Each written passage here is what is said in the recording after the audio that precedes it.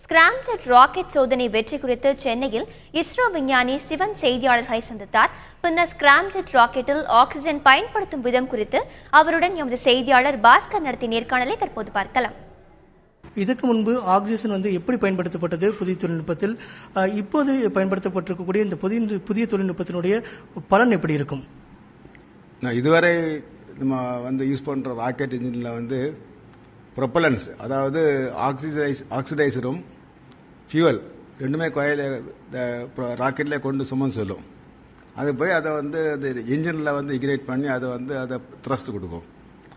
இன்னைக்கு பண்ண ஒரு அந்த சோதனையில் எப்படின்னாக்கா ஆக்சிஜன் கொண்டு போக வேண்டாம், ஒன்லி ஃபியூவல் மட்டும் கொண்டு போயால் போதும். ஆக்சிஜனை இந்த ஏர்லேருந்து எடுத்துக்கிறோம்.